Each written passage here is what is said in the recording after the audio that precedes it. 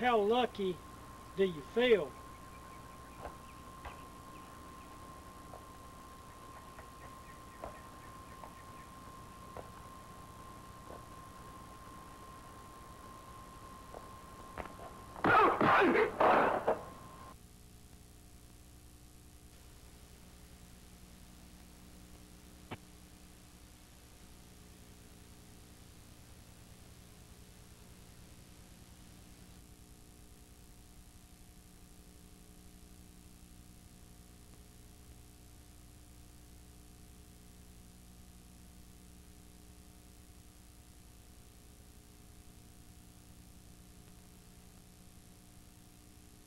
We all have a schedule to maintain. If the people supporting us pull out, we all go hungry.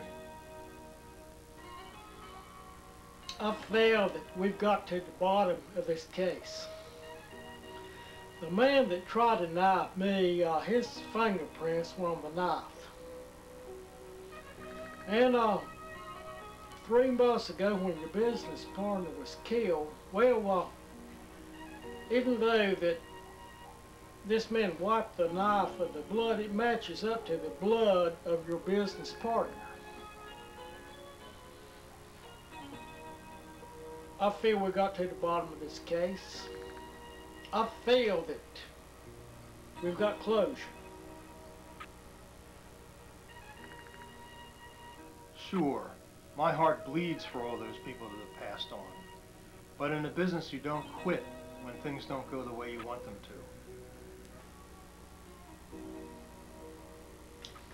Look, I got a flight to catch.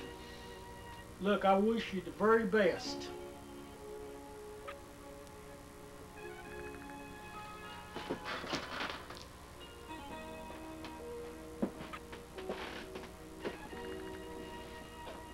International Airlines Flight 343, Las Vegas, Flight 307, not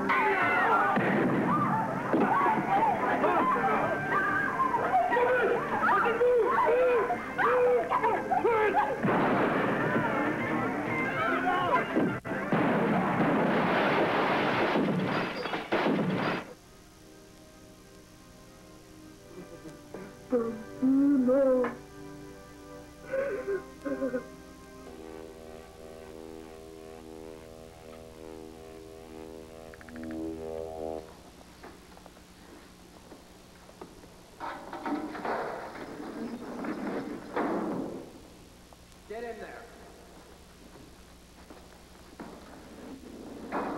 Looking for trouble, man?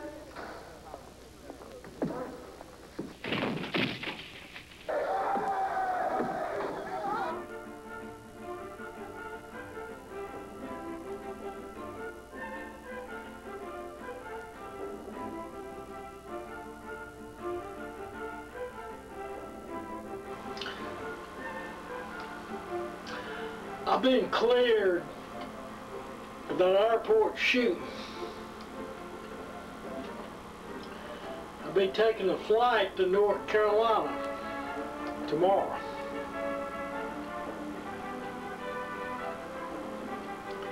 I realize you like your little sexual fantasies.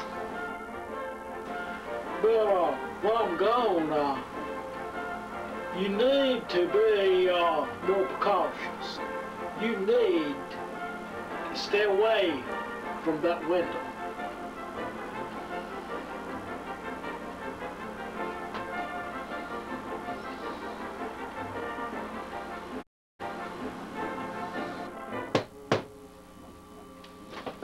Mr. Williams, pleased to meet you, sir. Please have a seat. Well, yes, I got your letter. Yes, sir. What can I help you with? Whew. Well, I am soon to be remarried, okay? My first wife died. There is now suspicion, of all things, of me having murdered her. All right? It's not the case. It didn't happen. All right? My fiancée is aware of this suspicion now. I've called you, sir, to help clear my name. I've read about your work, sir, in the papers, okay, on those other 2 cases. All right? Outstanding job. I said, if anybody can help me, it is you, sir. That, sir, is why you're here today. Are you sure that I can help? You are the man, sir. Yes, sir. Well, I'll do what I can. All right, I appreciate it. Thank you. Thank you. Look, when can we get together? I'm on your schedule, sir. Please call me. Thank you, sir. Thank you, Mr. Williams. Thank you. You know, Mr. Madison, what I need to help me solve this case is, you know, your wife. You know, when you married her, could you tell me the difference in her personality? Sweetest thing ever, man. I tell you what, from our dating time to after we got married, of course, business picked up for me. I was away from home a little bit more often, and she was spending more money. So I had to work longer hours and be away a little bit more. But other than that, when I'd come home, she was here for me, and I was here for her. You know, like I said, she started spending more money. I was making more money, had to make more money, and was gone more often. So we didn't see as much of each other as I would have liked to. Right. What I want to know is, in other words, the relationship up until her death was as good as it was when we first got married. Yes, it was. Just wasn't as much time together. Well, business, Yeah, right. You know, it's business. And, Right. well, that's all I need to know for now. Thank you very much, Mr. Meadows. Yes, sir, Inspector. Thank you.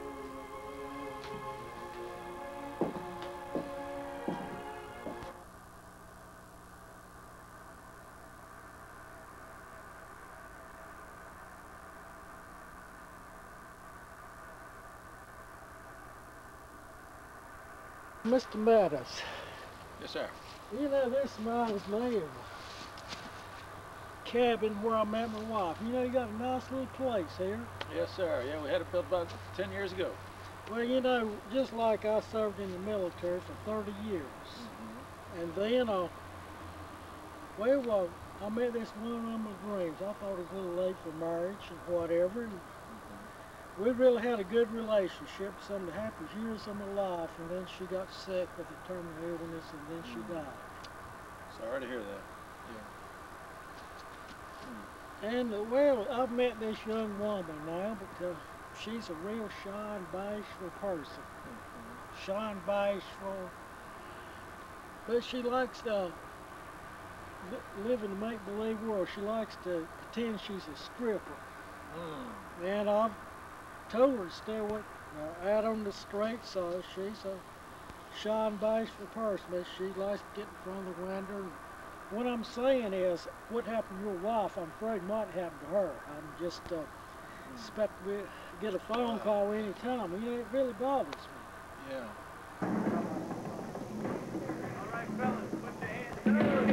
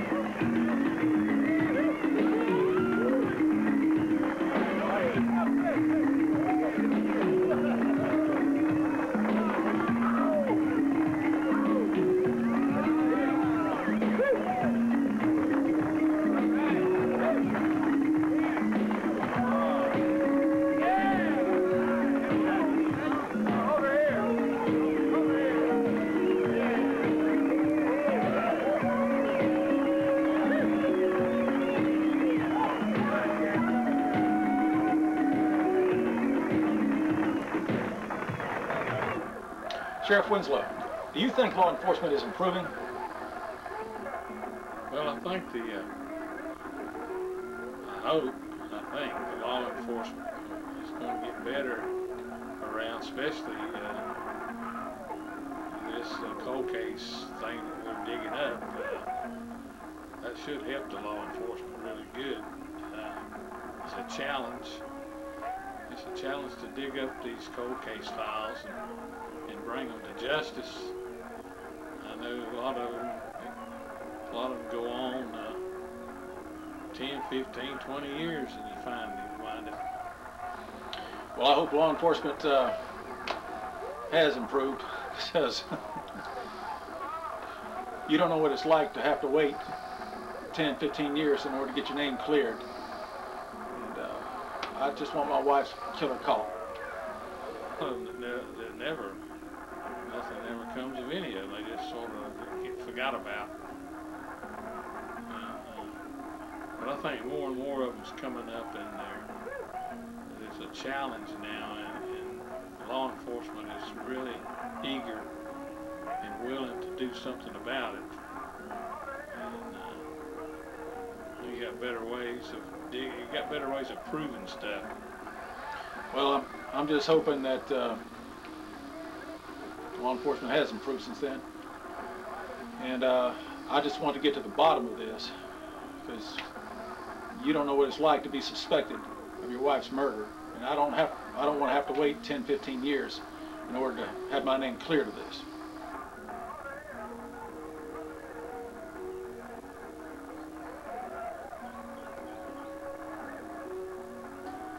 I've hired a private investigator to look into this case as well, and but if your department comes up with any new information, please keep me informed.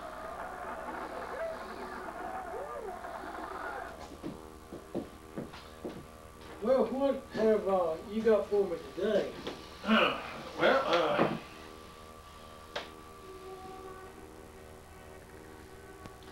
Mr. Meadows, I'm here for you. Now,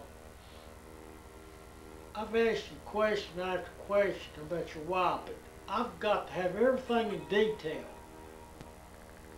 over and over. When I question these people in the places that you've been.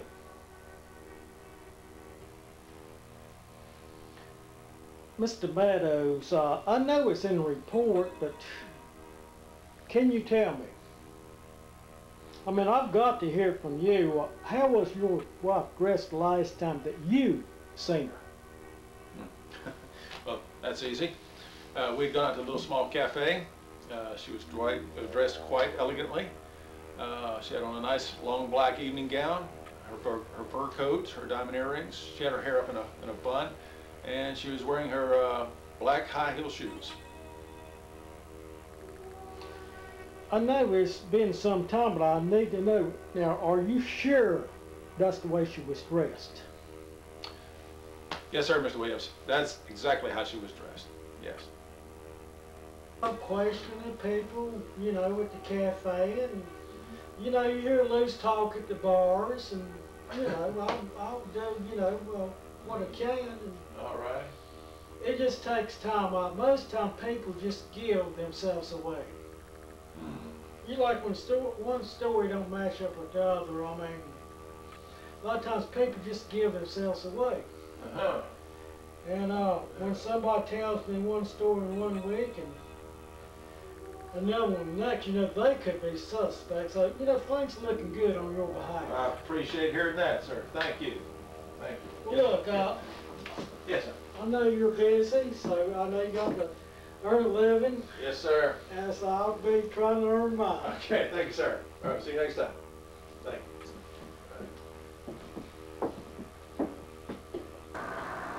I missed you at that church homecoming. You must have another social activity. Well, how are you? I'm doing all right today. I see you got that dog on a short chain today. Yeah, he's been kind of bothering people today. Had to put him on a little bit shorter chain. You got company. Yeah, I kind of figured that you had a lot of stuff to talk to me about. I've been over in Thailand training in self-defense. They got some good instructors over there. I need your help. That's good. That's good. I think the old dog kind of misses it. Yeah, I think so. So, I don't know what... Help me work the streets. Help me get the information I need.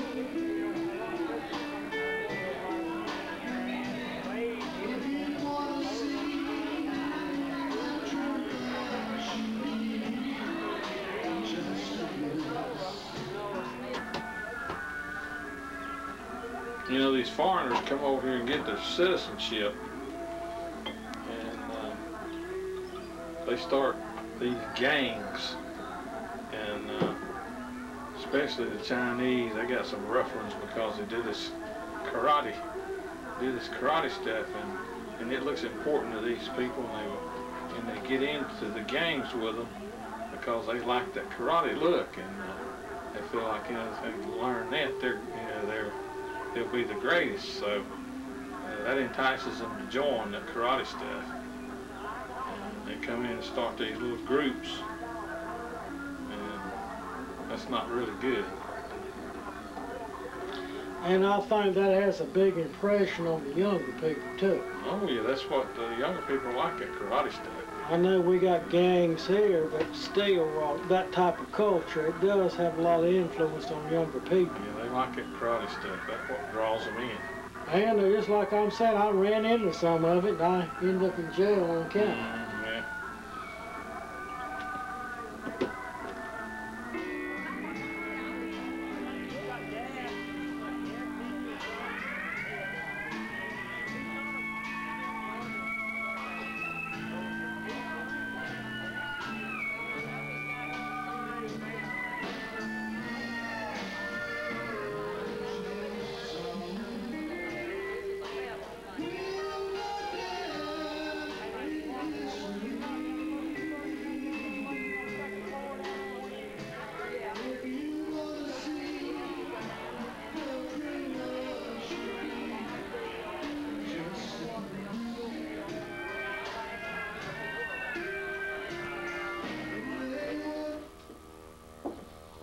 Well, how have you been along today? Oh, doing fine, Inspector Williams. How about yourself? Okay. Okay, good deal. How's the case coming? Well, it's coming along. All right. I mean, what I'm saying, have you and your wife to-be, I heard y'all went out to the restaurant the other day. Yes, sir. That's correct. Yeah, Well, that's right. what I'm saying, what type of clothes was she wearing? Does it really matter what type of... It's very necessary that I have information on your girlfriend. It's very necessary that I have the information on your girlfriend. I mean, what I'm saying is that if these people are out of focus in their description of what they are telling me about her appearance, as well as your wife's, they might not be telling the truth. That's why I want to go over and over this situation.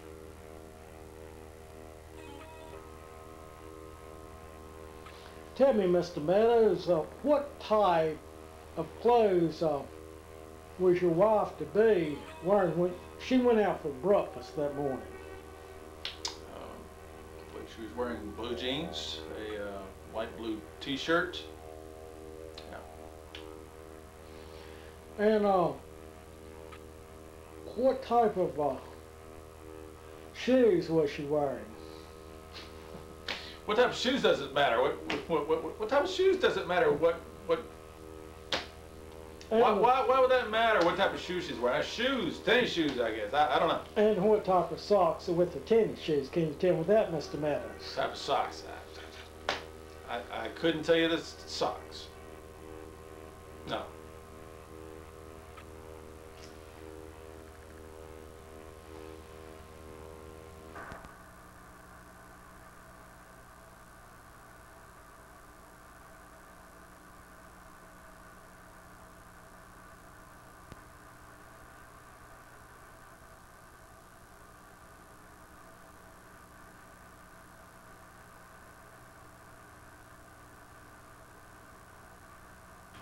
You know, these Chinese people, they got their own culture, and they come over here and set these neighborhoods up with gang members, and I'm just not going to have that kind of thing. They form these gangs and cause people trouble all the time, and I've got to get rid of that. If they come over here and form these things and they're rough guys. They've been doing it for years in their country, and they come over here and set them up over here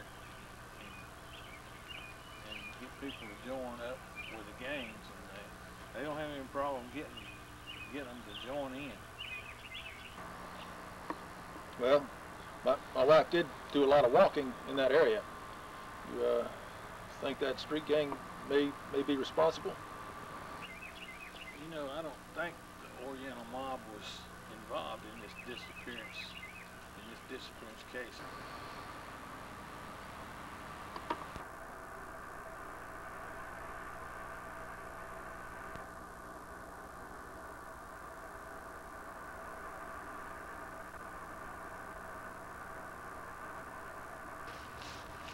Oh, Mr. Madison, I've Inspector Williams, come on in.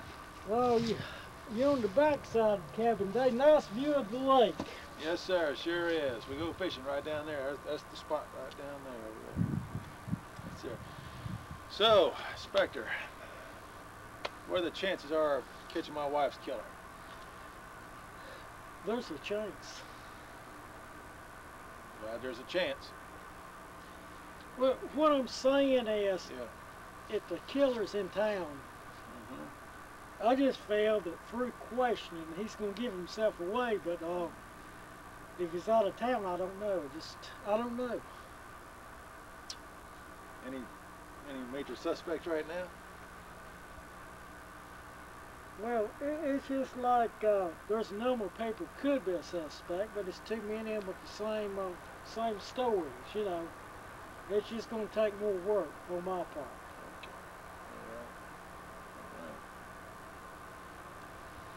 Well, I just want to come out and, you know, see if there's anything new on your part. I'm here. Okay, you know where to find me. Okay. All right. Thanks, sir.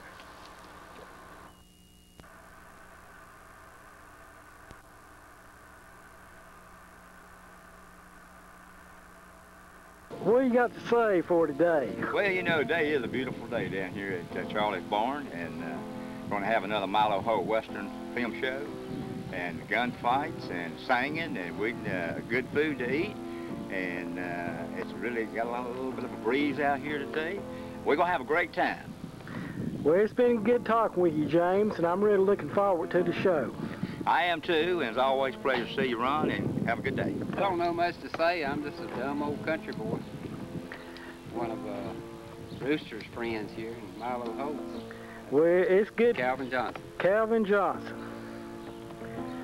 And I want to interview the man over the Black Rose Pistolero. So, you know, he's, you know, putting on these Western shows, and, well, you know, it's a lot of people are saying that the Western shows are violent. They're bad for younger generation, yet I feel that's part of our American heritage, and I feel that the story needs to be told. What do you think? Well, violence is a man has the right to defend his country and to defend his family, and if he doesn't stand up for what he believes in, he's going to fall for anything, like a famous country singer said. You got to stand for something or you'll fall for anything. But You got to defend your country, your family, your home. We have the right to bear arms. We have the right to be responsible with them too, but there's always going to be a handful out of a population of this side of the country where there's going to be some nutcases and some bad apples, and all you got to do is take out the pocket knife, cut out the worm, and go on. Well, Donnie, it's really been great talking with you. I know you go by the name of Rooster. I feel you patterned that name after the American hero, John Wayne. Yeah. I just feel that John Wayne is a symbol of American patriotism, just as much so as the American flag. He was a great American actor and a very good American. He was very patriotic. And he's, Roy Rogers had his time and will always be revered and loved, and so will Gene Autry, but John Wayne outlasted them all. He was from the 30s all the way into the 70s till his death, and even 20 years after his death, his movies are still highly rated and highly loved, and the sales on John Wayne movies are still big. And there's a lot of living actors who would like to have, you know, the saleability of John Wayne. He's been deceased since '79, and he still sells big. Hey, where's real big? The other Black Rose sister, Laura. Lynn's a shoemate. He's one of the top stunt men in Western shows and movies. And what do you think about the Western shootout today? Do you think it's a good or bad influence on the younger generation? I think it's going to be great the way we do it. It'll be good. Bad guy always loses. Rango Kid played by Jerry Seals. He's participated in gunfights, and he's a professional actor and stuntman. It's good to see you at the Milo Show, Jerry. What do you think about some of the complaints we're getting about the gunfights being a bad influence on the younger generation? I'd like to hear from you. Well, Charles Sterrett was my role model, and you can tell by my outfit, you know, that I do Charles Sterrett, which is the Durango Kid. Yes. And along with Jock Mahoney, you know, his double, stunt double. And Charles Sterrett's my role model, so I didn't turn out so bad. I used to go see him when I was a kid, you know. Okay, Mr. Cross, what have you got to say today? Well, I'd like to add what Jerry said a while ago about these things, these Western movies, and the guy that we portray this day and time set an example for us to be good, because we portrayed the good guys like they did back in the early days, and they set an example for us because that we want to be the good guys. But we know it takes the bad guys to make the good guys. But we had a good pattern to go by. That's why we try to live the life we do today, this day and time. We try to set an example for the kids to go straight. This is a professional actor and stunt man. He's out to participate in our Western show today. And what have you got to say, Sammy? Well, I'm just happy everybody's here. It's good seeing you, Ron, here at Milo Holt's Old Time Western Film Club in Siler City. It's always a thrill to see everybody and watch the old Western movies of yesterday. The best things that even made in Hollywood. And I see you got a friend with you. And, yes, this happens to be my grandson right here, John Randall Durham. We call him Randy. It's nice to meet you, Randy. Hopefully one of these days he's going to be one of the future guys that carries these old Western movies on and does the gunfights and the entertaining and whatever. Well, it's really great. Y'all make a good pair. Well, thank you very much. And I don't believe I'll talk to this gentleman here. What is your name, sir? I'm Dean Baker from Dallas, North Carolina. And this is the first time I've been here, but I'm a member of the Saddle Pals. I'm one of them. I know a lot of these guys here, and really love the cowboys. Well, it's really great for you to come out today, and it's really been nice talking with you, and I hope we have a good show. At least I know. I'm looking forward to it. I thank you, yeah. Thank you very much, sir. Nice to meet you. I see you came out for the Western show today. Right. I'm Larry Edwards, and my character is Bill Cody. Well, that's one of the American heroes. It's really nice to meet you, Larry, and it seemed like you got a partner with you. I sure have. My name is Tammy, and my character is Jane West. And the character, what is your character today? The Black Whip. The Black Whip. Well, I think you and Durango Kid's going to make a good team. Yeah, it's really been good talking with you. You too. And I'm really looking forward to a great show. Ken Eckhart's my name. It's nice to meet you, sir, and I'm really looking forward to this Western show we're going to have, and I guess you'll be participating. Yeah, I'll be changing into my outfit in a little while. I do the Lone Ranger. Well, the Lone Ranger is one of the American heroes along with John Wayne, and I think that's going to be a real good influence on the young people here. It's Well, we hope it is. Give them a real good role model to look up to.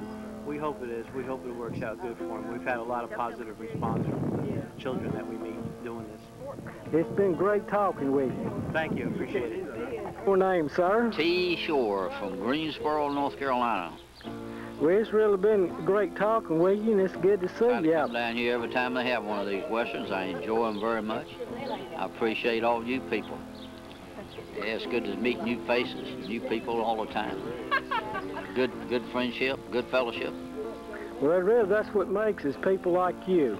I mean, they're just as part of the team as the people on stage. There you go. We've been doing this a long time and we practice safety rules.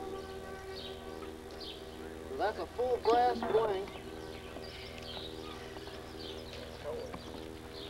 That will do with a soda pop can.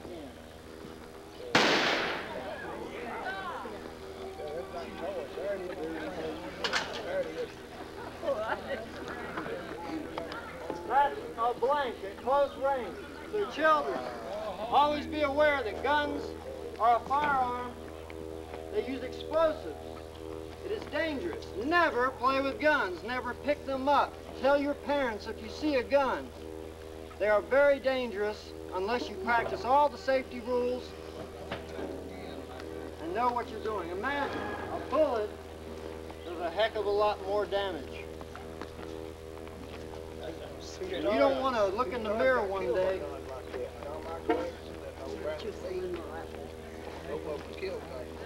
Yeah, John Eric Hexham in '82 was a TV star. He was killed. He was playing with a gun. He put a cotton wadded blank. They don't use cotton wadding anymore. Put it to his temple, 44 Magnum. Came out the other side, the size of a baseball. They didn't say for several days that he was dead.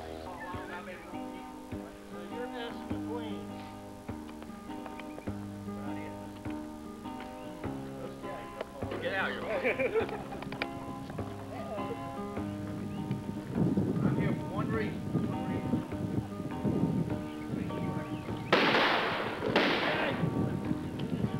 You're going to jail. I'll pull bullets. Is that true? Yeah, well, have a seat. That's your chair. Oh, okay. Mine, huh? Well, what do you have? You dead. That's what I'll have. What? I said I'll have you dead. That's what I'll have. What is this? What kind of a day did this turn out to be? We like breaking chairs, do we? Well, okay. Let's see if we can break a chair here.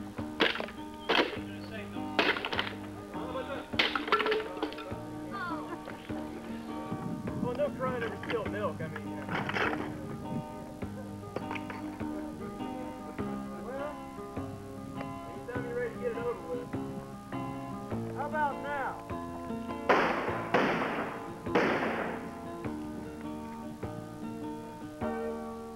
You got it, kid. That's true.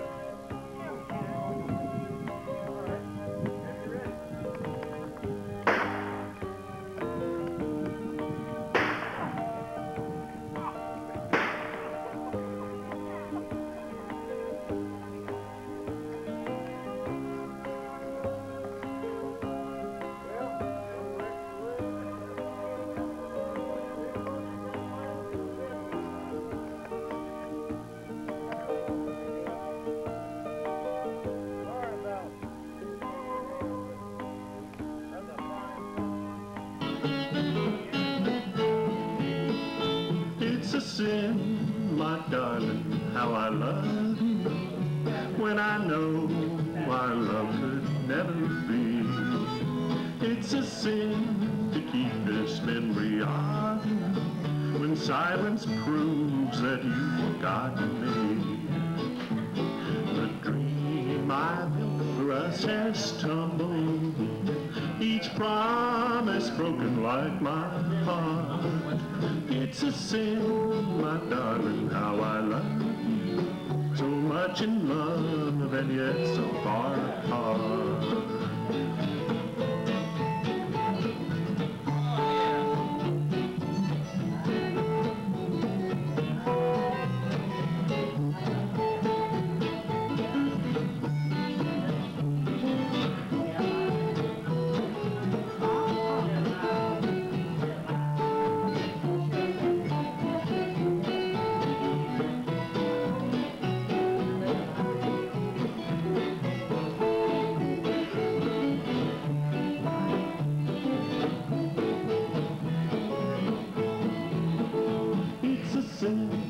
Hide behind this party and pretend that I found someone new. It's a sin to say that I don't miss you when people know I'm still in love with you.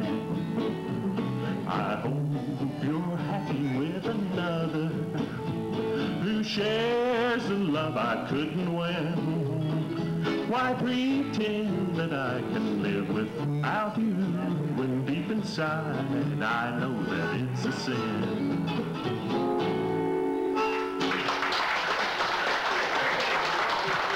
Super.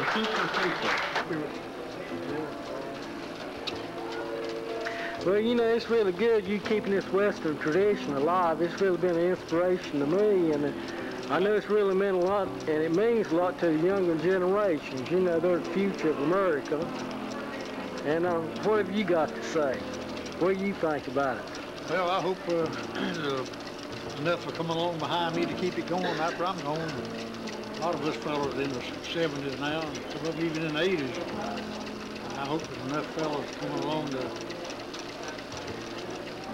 preserve it for a lot of more years after we've done hit the trail, you know. I hope so too, but I hope you got many more years to go. You look like you're in good health, and good Lord willing, we'll take it day by day. Well, I guess that's the best way. Lord willing, I guess that's what it expects. Start out the day with the Lord and thank Him at the end of the day that you pull through, see. Well, that's the way I've always done, and I don't believe He wants us to worry about that much the future. We start looking too far down the road. I had no idea 32 years ago that, yeah, boy, thank you. 32 years ago that it'd still be going on. But, let's say, has it been 32? I mean, actually, I started before that, down at my house. I knew it was up in the 30s, and it started off at your house. And I've been at it 40 years or more. I thought that you was going on at 40 overall. As a group like this getting together, we've been doing this 32 years. Well, I started in my house and accumulated a bunch of film and things, and got me a little trailer then, put it in and let people come in and sit around and watch it with me. And, I've been surprised that a lot of people, other than myself, were interested in Westerns. Proof here today, every town had its own Western band. Well, I'll tell you right now, you know, the last 3 times I've been up here, you've been getting real good turnouts. We had one time at the schoolhouse, we had over 300 people. Well, I just want to, you know, just let you know personally, you've really been an inspiration to me. I really look forward to coming up here, and I really appreciate what you've done and what you are doing. And I think how it's going to help young people coming up. I just feel So I have enjoyed meeting you and everybody else down through the years. Hope we've got many more to go, like you said. I do too. And you look in good health, and I thank you very much for this interview. Appreciate it.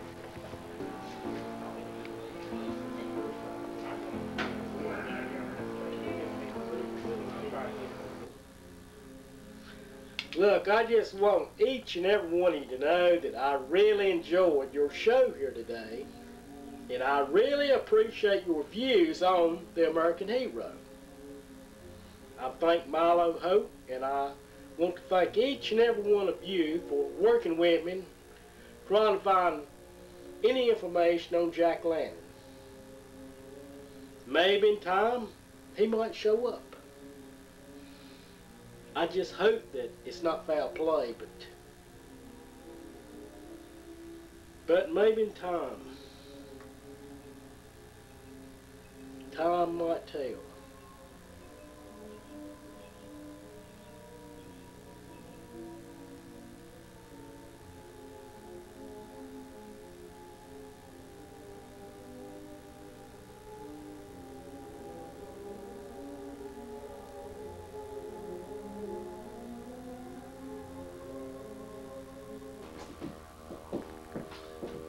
Well, what have you got for me today?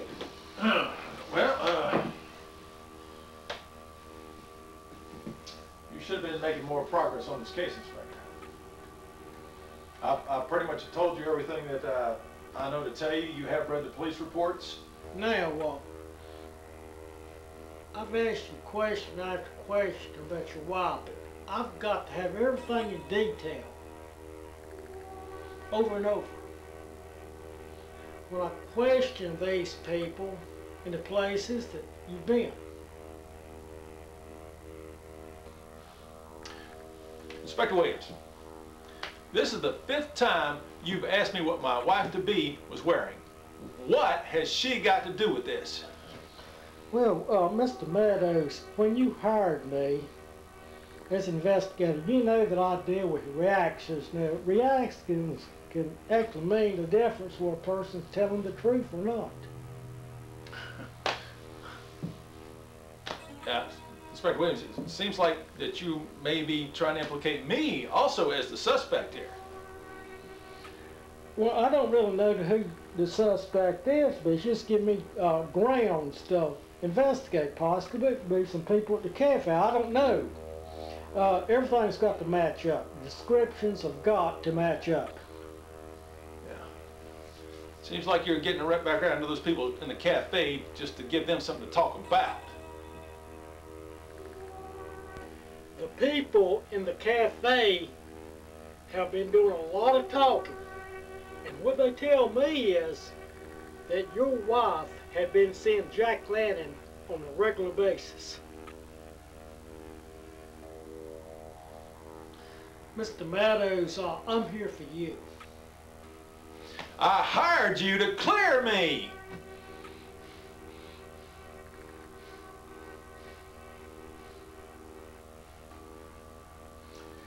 Well, I just go by the evidence, and I want you to be innocent.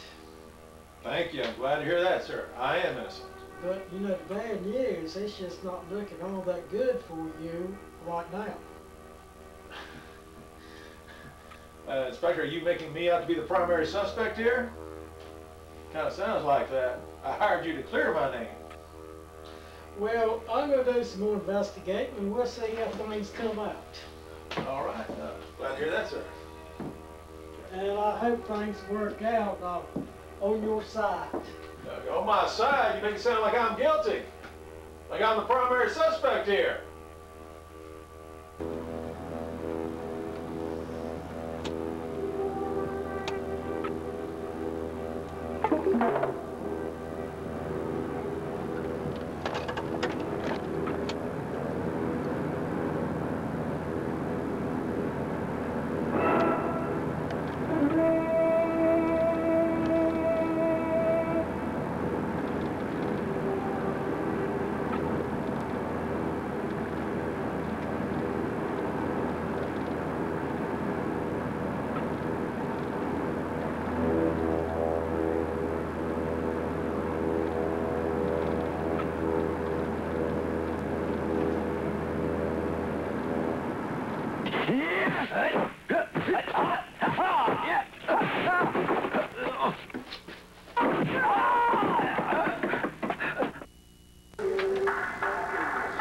I know that Jake Lannon is still alive.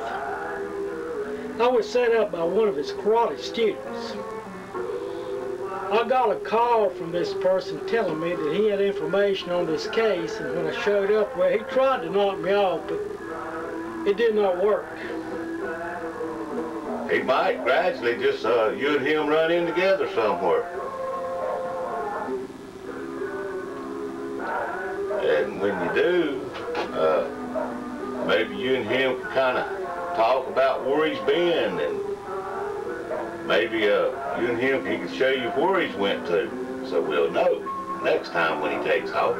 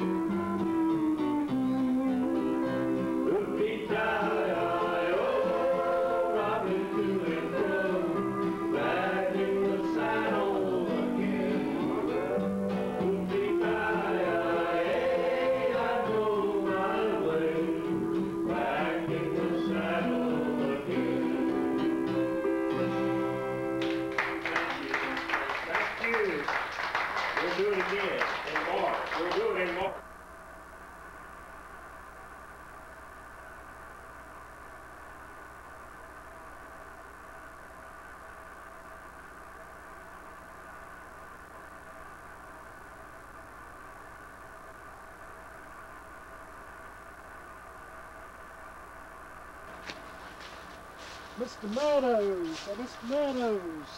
Inspector Williams. I heard you want to see me today. What about? Yeah, you've had more than enough time on this case, and I want my wife's killer caught, and so far you haven't come up with nothing. Now, are you sure? I mean, are you sure you want your wife's killer caught, or did you just bring me in to fail? If that's true, Inspector Williams, you wouldn't be able to prove anything. So far, you haven't been able to prove nothing.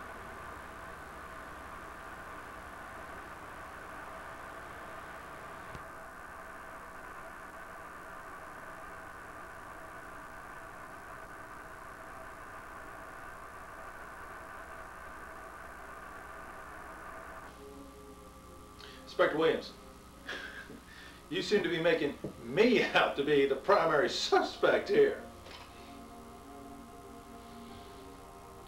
Well, I'm just following the leads. That's what I'm doing. I hired you to clear my name. You know, I'm getting to believe that you hired me to fail. I think you're just wanting to look good in front of your wife to be. You want to clear yourself in front of her. I just feel that when you hired me, you didn't really expect me to solve this case.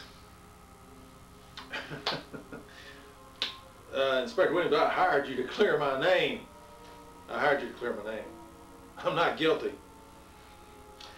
Well, that's what they all say. I don't want you to be guilty. Well, glad to hear that, Inspector Williams. But I want to get to the truth. Yes, sir. I want you to get to the truth, too.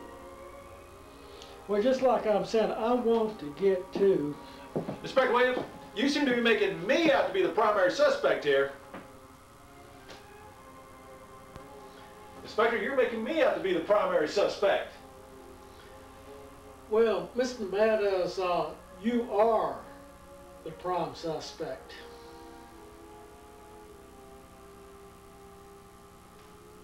Good day.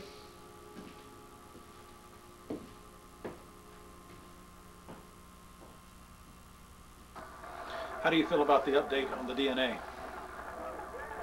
The DNA brought everything up to date as far as proving a person's guilt. So it's a lot better now with the DNA. If it hadn't been for the DNA, everything was sort of standing still. But the DNA it's really bettered everything.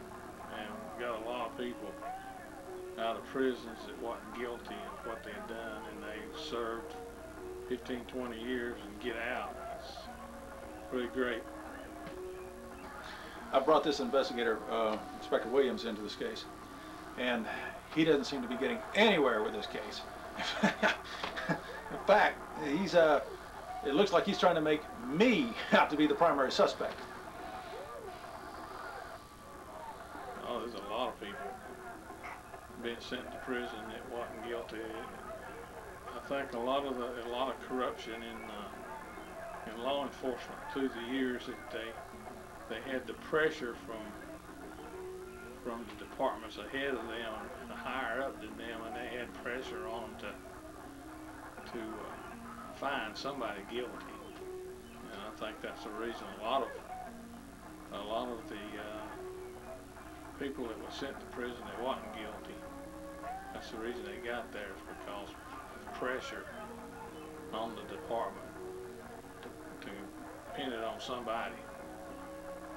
So now that the DNA is coming into play, that pressure's not there anymore.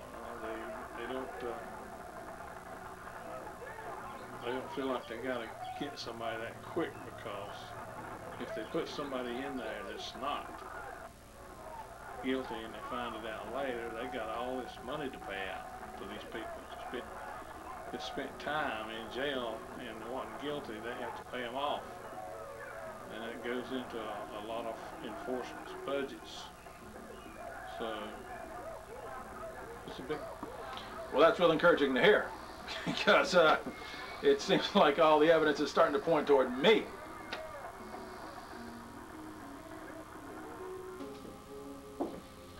Well, how have you been along today? Oh, doing fine, Inspector Williams. How about yourself? Okay. Okay, good deal. How's the case coming? Well, it's coming along. All right. I mean, what I'm saying, have you and your wife to be? I heard y'all went out to the restaurant the other day. Yes, sir. That's correct. Yeah. That's right. What I'm saying, what type of clothes was she wearing? Does it really matter what type of clothes she was wearing? Well, you know what puzzles me is that, so you remember everything in detail about your wife, the way your wife was dressed, and your fiance or wife-to-be, you can't remember that much. You know, it's skits. I mean, you know, sometimes you remember certain parts of her clothing, and I don't know, I'm just really confused about this. I don't see what the problem there is. I mean, you seem to be making me have to be the primary suspect here, Inspector. Well, maybe it was just that day, you know, the last time, a certain type of clothes she was wearing, or, you know, maybe that's what it was.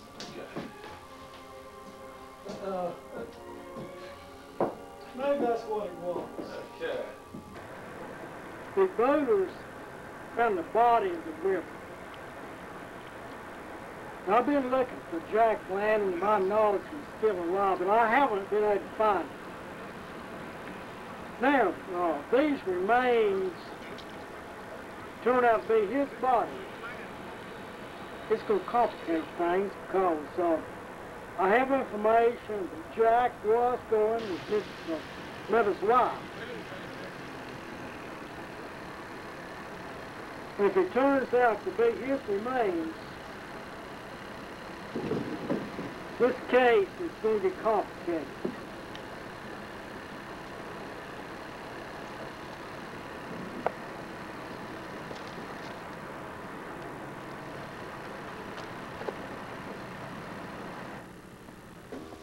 He's an escaped mental patient from the state of New York. He's been tried and convicted for 2 murders. And who knows, he may have been involved in a dozen of them. Doctor, what you're telling me is that the bone structure and the teeth matches the identity of Lamar Craven, not Jake Lanning. Thank you very much, Doctor.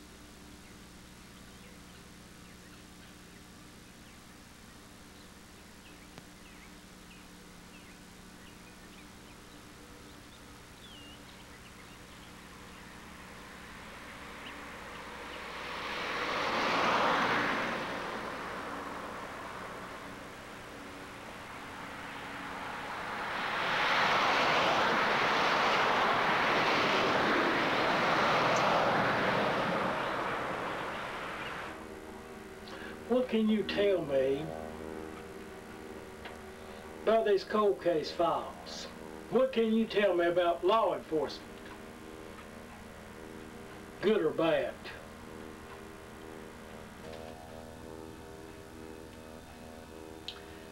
Sheriff Winslow, I got the autopsy report on Lamar Craven. And according to the report, he put up quite a struggle. He was an extremely physical and violent person, yet he ran into somebody tougher. Now, between myself, Officer Denbo, and Jim Benson, we've been working the streets and we found out quite a bit. Did you know that this Jake Lannon, he goes by a number of names. His first name being Jackson. Jackson, Jake, and Jack. His second name being William. William, Bill, and Will. And that's quite a camouflage within itself. I mean, he don't change his social security, but what I'm saying, that's why it's been hard to track. I didn't know whether you knew that or not.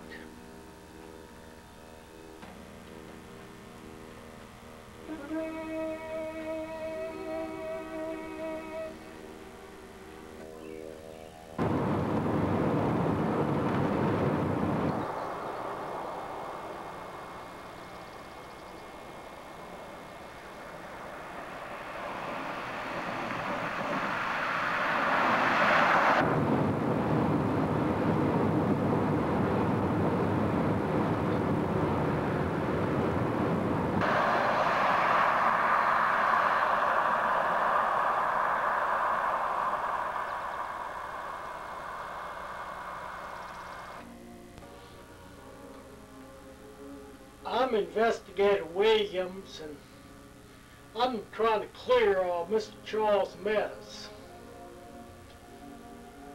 I've tried to talk with everybody in the community that knows him, and right now this case is just, well, it's just not looking all that good. And what it is, I'm counting on you. What can you tell? I don't think the man's all that dangerous.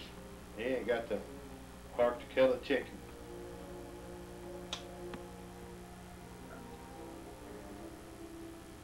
Those cigarettes gonna kill you if you don't give them up. Well, I told you I like them, and if they kill me, they just kill me. I ain't gonna blame the cigarette companies. Well, everybody's trying to get money out of cigarette companies nowadays.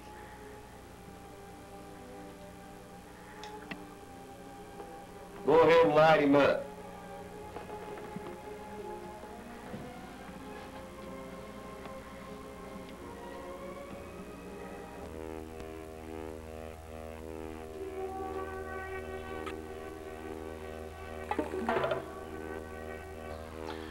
What can you tell me about penicillin chloride? I didn't have an autopsy done on her body. I didn't want it cut up and dissected. That was a bad thing. A lot of people was given that. And a lot of people was innocent that was given that. So the DNA has really helped out all this bad stuff that went on. I'm thinking about having my wife's body dug up. She may have been given arsenic.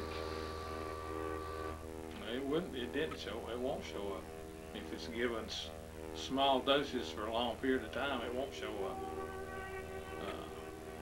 A lot of law enforcement has assumed bodies and dug them up, and they still couldn't find anything. So This Inspector Williams seems to think that my wife was poisoned. But if arsenic doesn't show up, what's the point in digging her body up?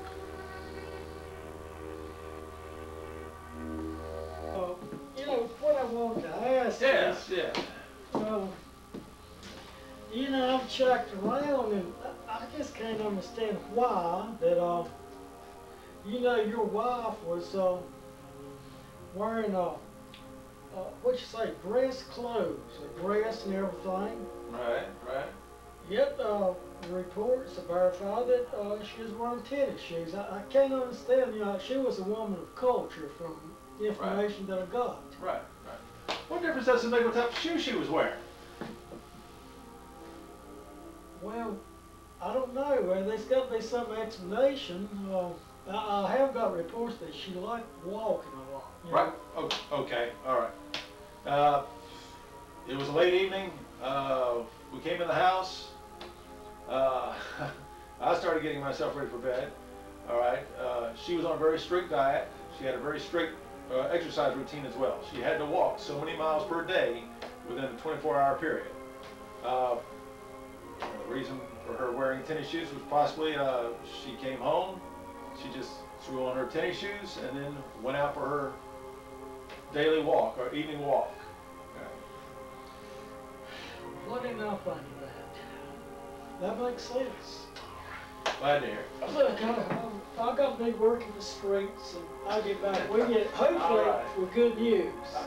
Please go out, sir, and bring me back some more good news. Thank you, sir. Thank you. All right. Yeah.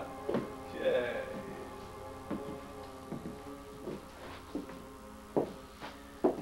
And yes, Mr. Meadows, and what is it today? Inspector Williams, you've had more than enough time to help clear my name in this case. You seem to be making me out to be the primary suspect here. I hired you to clear my name. It seems that all the evidence is pointing towards you. You're fired. Well, you get your last check in the form of a money order. I'll be sure to mail it to you. Wait a minute. Mr. Williams, Inspector Williams, one moment. Come on back. I'm going to write that check for you. And I'm going to give you a little extra. And in case you don't know, I do have friends down there at the sheriff's office. They are on my side on this story. Come on back. Help clear my name.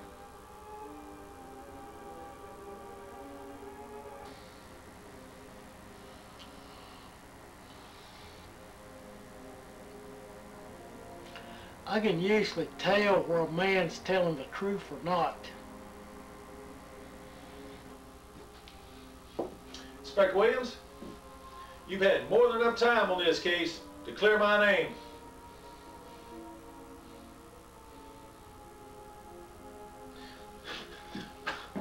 I love my wife. Yeah, I did. Okay, you seem to be making me out to be the primary suspect here. It just seems that all the evidence is pointing toward you.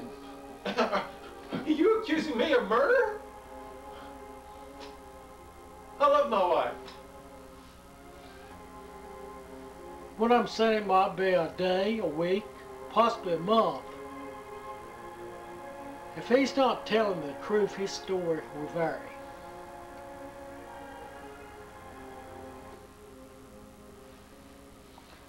Mr. Meadows, I've been questioning people in the cafe, and your side of the story checks out.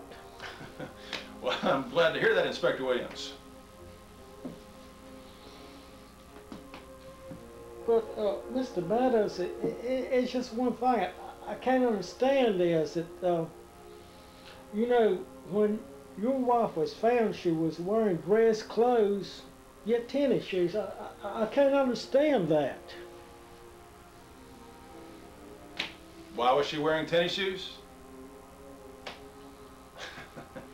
And dressed up real nice. She wasn't wearing high heels? Oh, okay, hold on. I got it. She had a very strict diet and a strict exercise routine. She had to walk so many miles a day within a 24-hour period. Obviously, when we got back home that evening, she didn't have time to change. She put on her tennis shoes and went for her 5-mile walk. That's what I'm guessing. That's probably why she was wearing tennis shoes. Thank you, Mr. Meadows. What did I think of that?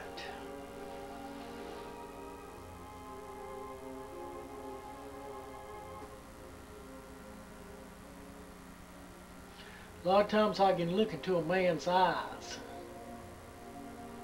Some don't seem right.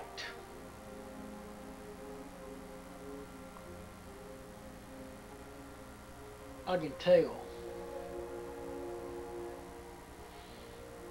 Sometimes I could be wrong, but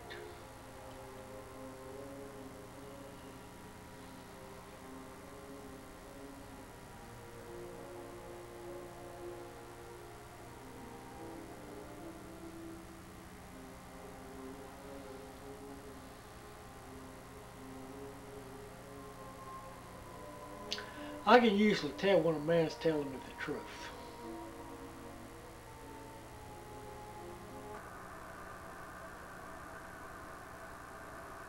Keep on a little bit shorter chain. You must be up come. Yeah, I kind of figured that you had a lot of stuff to talk to me about. Well, what have you found out about Will? We've kind of found out that he's out of state. That he's over towards Tennessee somewhere, that he's been gambling, had a big old gambling debt, you know. Yeah. That he was trying to get that off his back. But he ain't come home yet. But he said he was kind of going to come home, but it's going to take him a while. Well, you know, one thing about it, we know he's still alive. Yeah, at least we know he's still alive. I thought maybe somebody might have killed him for sure. But, yeah. You know, he was a physical person. If they'd done it physically, it'd been hard to get by with by the law. Jim, I want to personally thank you for this fine piece of detective work. Now, if you can give me an address anywhere close, I'll be on my way to Tennessee. Yeah. Well, look, I'll be checking with you.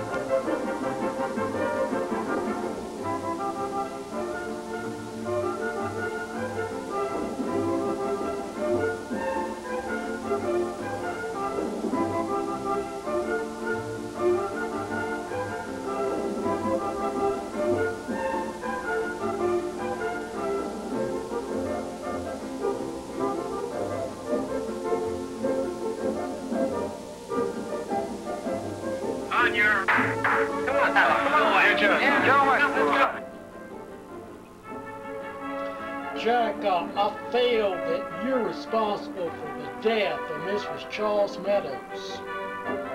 I want you to go back with him and tell what happened.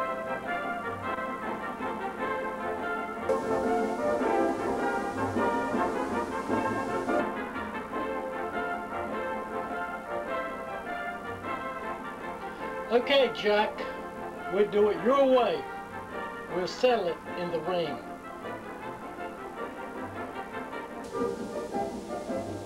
On your... Come on, Jack. Let's go.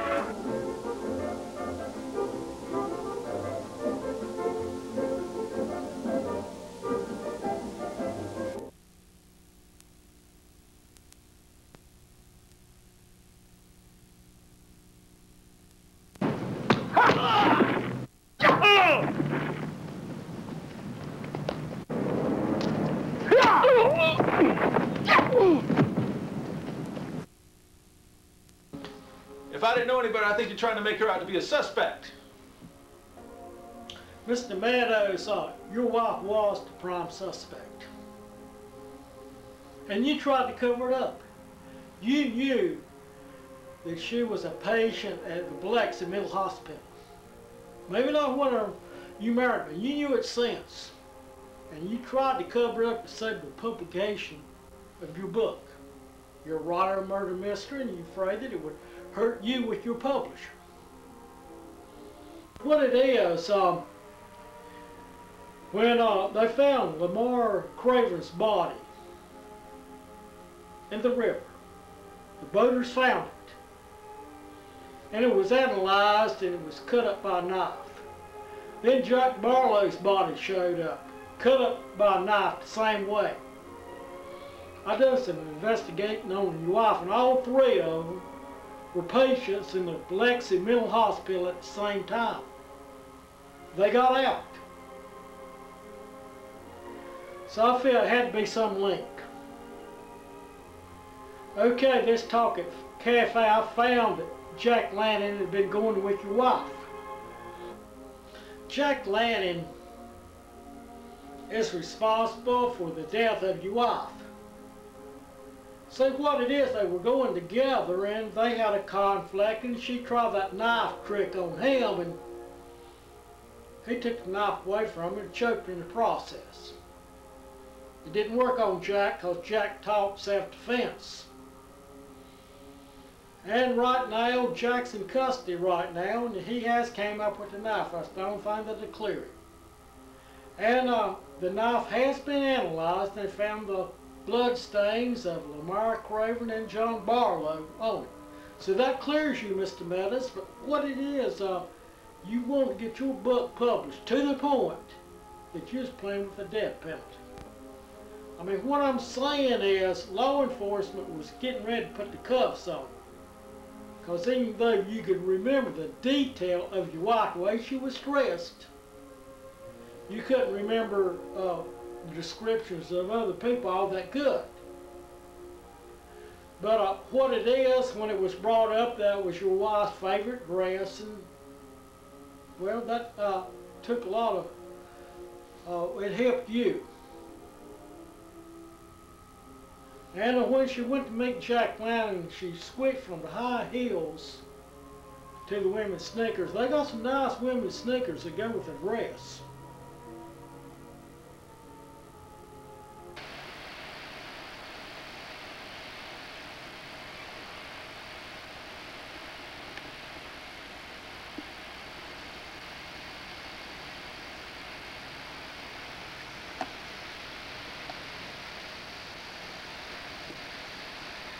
It's a nice place out here. Come on, have a seat here, Inspector Williams. Yes, sir.